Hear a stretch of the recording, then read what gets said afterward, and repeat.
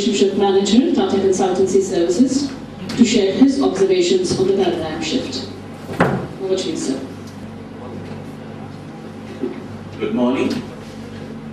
Respected Ministers of Government of West Bengal, respected Principal Sir and other dignitaries on the dais, and ladies and gentlemen in the audience. It's indeed a privilege to address this august gathering. Education, as we all know, forms the foundation of human civilization. In the last few decades, there has been a lot of thinking and rethinking about education. We have often confused between education and training. But as we may all recall, about 100 years back, what the famous social monk with a universal outlook, that is Swami Vivekananda, said about education. Education is the manifestation of perfection that is already there in the man. So, we are not creating anything new through education. We are just providing the ignition point. If we can consider an analogy, the individual who learns is like a car. Cars have different models, different technologies. So as my respected teacher, Professor Kollandatha already said, learners have different styles.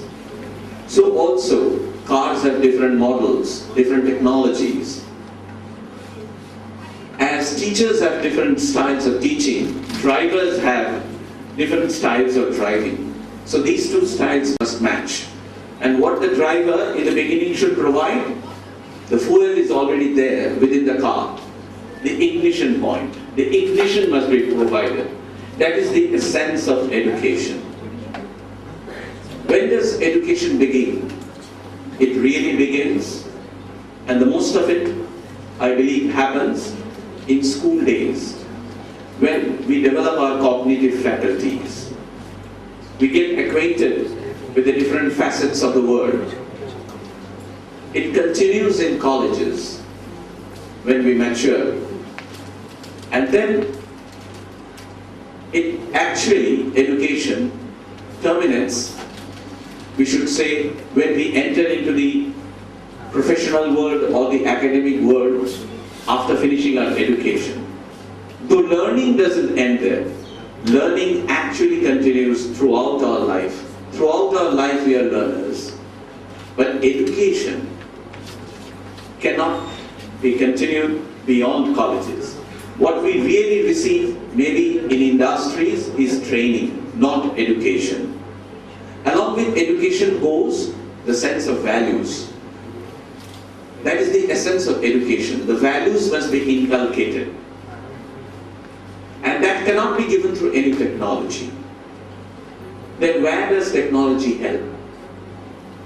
What is really inculcated through education? As Alvin Toffler, who is a famous writer, who wrote a lot of things about what's coming in the future when we have a lot of technology which is coming at an accelerating pace and resulting in changes in the society. He said, the real learning is not in the gathering of knowledge, but it is in learning, unlearning and relearning. So that is the faculty we must have developed during our education in schools and colleges. Knowledge is really vast. It's a vast ocean. So if education means covering a syllabus, then it would never end. It would not achieve its purpose. So what we have to learn in colleges and school and colleges is how to learn. Equipped with this facility, when we step into our world of work, that is in industry or in academics, our real learning starts when we interact with the world, when we work. So with this faculty of learning, unlearning and relearning, can we really take up the advantages of training. So training starts only when education finishes. So, coming back to the question, where does technology play its role? As our respected minister, Mr. Rajpal Singh pointed out, these days it is very difficult to reach the learners. So there are three things in education. One is the learner's presence, the learner's style, the teaching style, the learner's space, and the teacher's space. So, the very first problem where we stumble upon is the learner's presence.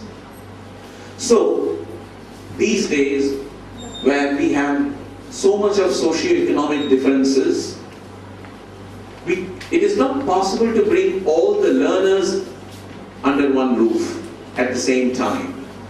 So we have to reach the learners. Education has to reach the learners. It has to excite them so that they come out on their own, of their own interest. They come out for education. The problem of dropouts diminishes. So that's where technology plays its role. There has been perhaps a paradigm shift in this respect. As Professor Kullandattu has already pointed out, it is no more, the teacher-centric, it is learner-centric.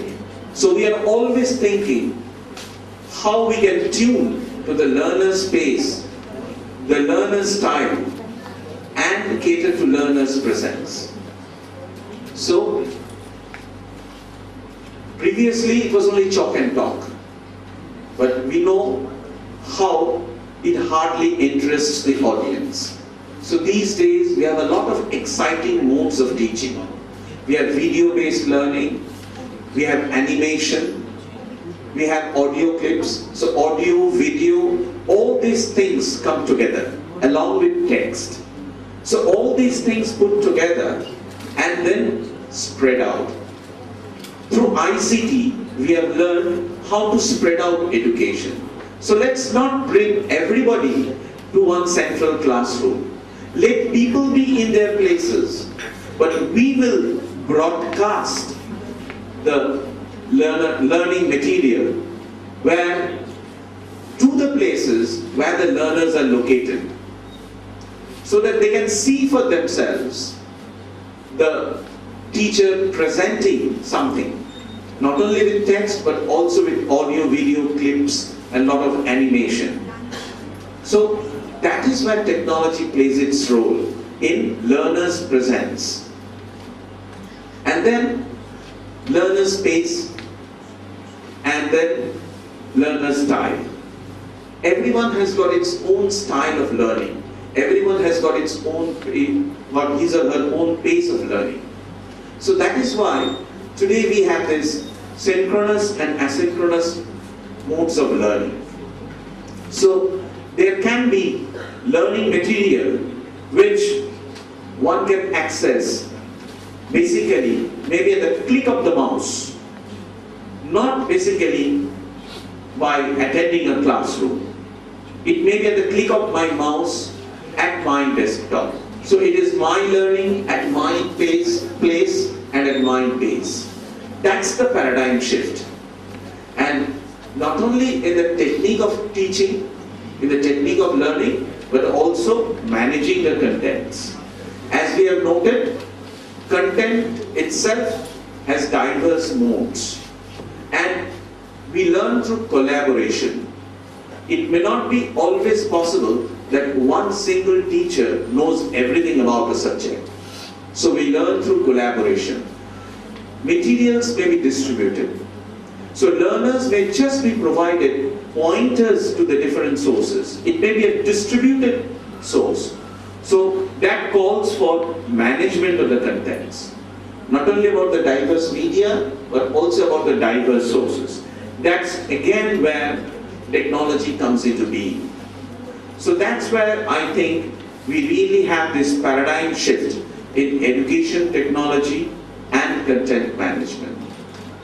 But we must not forget that technology is just a vehicle, and the role of faculty is still there. He acts as a guide.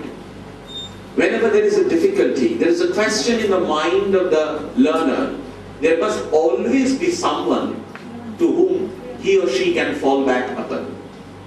So the faculty really now acts as a guide, as a facilitator. So technology is not a substitute for faculty. Technology-based learning is not a substitute for faculty-based learning. It's rather a supplement.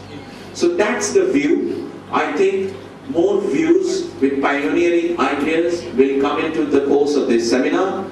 So with these, I would like to finish my address, wishing this seminar a great success. Thank you. Observation into the new methods of learning and teaching. Dr. Devashish Chanam, Vice Chairman of Computer Society of India, has joined